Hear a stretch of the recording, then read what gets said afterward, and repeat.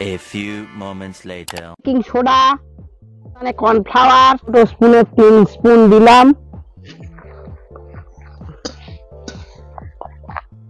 আলু সিদ্ধ করতে হয়নি, কম তেলে ভাজবো।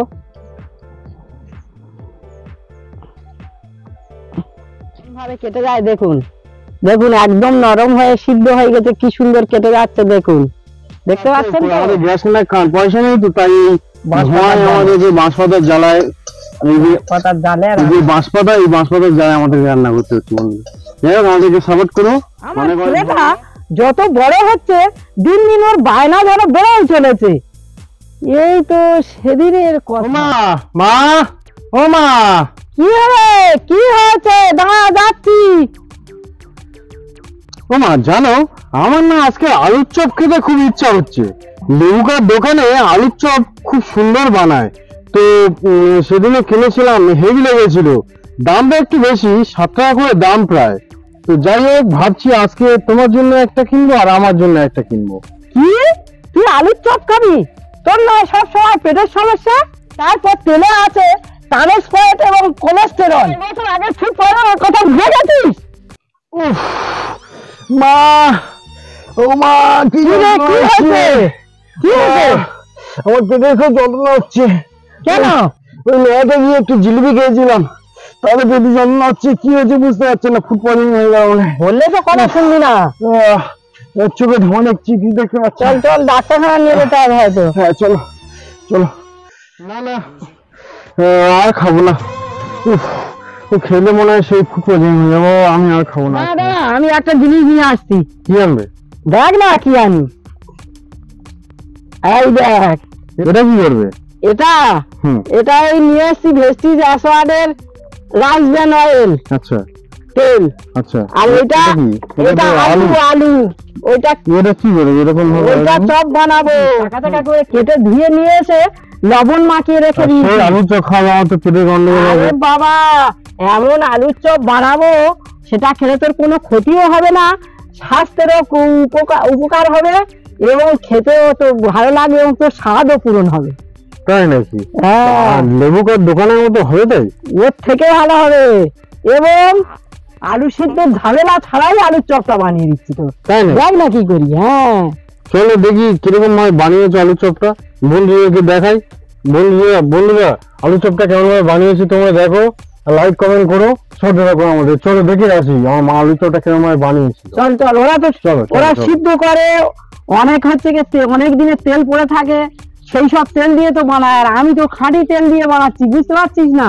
আচ্ছা কিছু হবে না। আচ্ছা। চল দেখি। আলুটা কেটে ধুয়ে লবণ মাখিয়ে রেখে দিয়েছিলাম, চাকা চাকা করে কেটেছি, খুব পাতলা পাতলা করে। এখানে আছে কি বলুন তো, এখানে আছে রসুন বাটা, আর আছে আদা এবং গোলমরিচ, আর আছে এখানে লবঙ্গ 2টো, এলাচ 4টে এবং মিষ্টি কাঠ, আর তারপরে এখানে আছে মিষ্টি কুমড়ো। জানেন তো মিষ্টি কুমড়োর ভুঁড়ি আমরা ফেলে দিই না, সেই ভুঁড়িটা ফেলে দেওয়া অংশটা, সেই ভুঁড়ি এবং আম একসঙ্গে পেস্ট করে নিয়েছি শিলনোড়ায়, কারণ আমাদের তো মিক্সচার মেশিন নেই, পারলে আপনারা মিক্সচারেই পেস্ট করে নেবেন।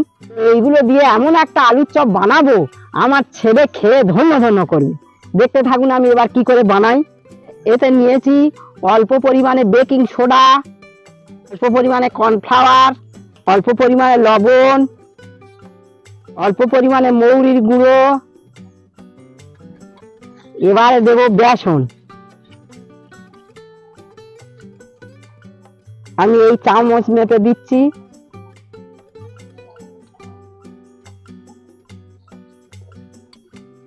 এই ছোট স্পুনে 3 স্পুন দিলাম, আর দেব অল্প পরিমাণে চিনি।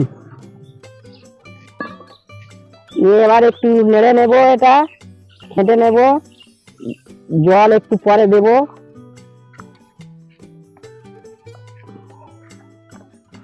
এরকম ভালো করে নেড়ে নিতে হবে। এবার আমি উনুনটা ধরিয়ে দিয়েছি, আমি কড়াতে 2টো শুকনো লঙ্কা দিয়ে দেব, দিয়ে একটু ভেজে নেব। ছেলের পেটের সমস্যার জন্য বেশি লঙ্কা দেব না। লঙ্কাটা ভাজছি, কড়াতে একটুও তেল দিইনি, কারণ তেল ছাড়া লঙ্কাটা আপনারা কোনোদিন ভেজে খেয়েছেন? তেল ছাড়া লঙ্কাটা খেলে পেটের কোনো সমস্যা হবে না। তাই আমি তেল দিলাম না। আমার লঙ্কাটা ভাজা হয়ে গেছে, এবার তুলে নেব। এটা গুঁড়ো করে নেব।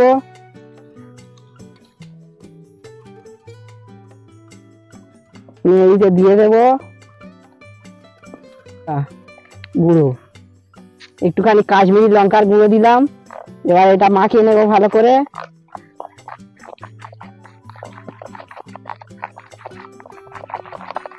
ভালো করে মাখিয়ে নিলে তবে সুন্দর হবে। লবণ জলটা আমি আর নেব না, এই আলুটা থেকে তুলে নেব। এইটা দিয়ে দিচ্ছি। এবার কড়াতে খানিকটা ভেস্টিজ অ্যাসোয়ারের তেল দিয়ে দেব। আলুগুলো এরকম চুপিয়ে চুপিয়ে ওতে তুলে দিয়ে দেবো।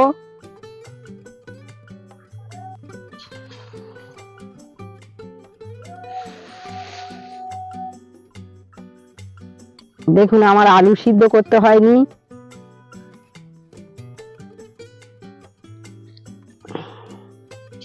কম তেলেই ভাজবো।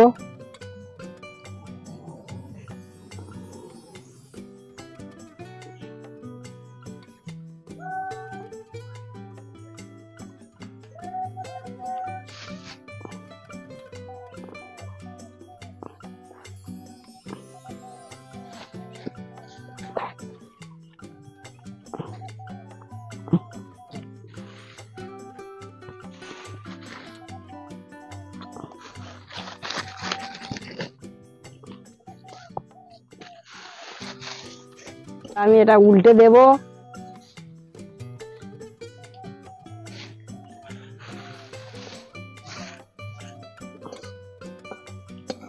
একবার একটা পিঠ হয়ে গেলে মাঝে মাঝে উল্টে দিতে হবে, কারণ আমি এটা তো কম তেলে ভাজছি, ছাকা তেলে ভাজছি না। আমি প্রতিটা জিনিস কম তেলেই ভাজি। হ্যাঁ, এই জন্যে মাঝে মাঝে উল্টে দিতে হবে, আলুটা তো সিদ্ধ হবে। আর উল্টে না দিলে পুড়ে যেতে পারে। এটা আমার হয়ে গেছে, এবার আমি তুলে নেব। এক এক করে তুলে নেব।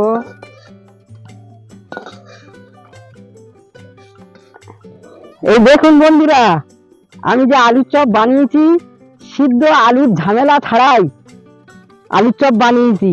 দেখতে হয়তো ছোট ছোট, কিন্তু খেতে খুব সুন্দর লাগবে। দেখুন আলুটা কেমন ভেঙে যায়, আমি হাত দিয়ে কাটবো কেমন ভাবে কেটে যায়। দেখুন দেখুন একদম নরম হয়ে সিদ্ধ হয়ে গেছে, কি সুন্দর কেটে যাচ্ছে। দেখুন, দেখতে পাচ্ছেন তো কি সুন্দর হয়ে গেছে। আমি একটা খেয়ে দেখবো কেমন লাগে, তারপর আমার ছেলেকে দেবো।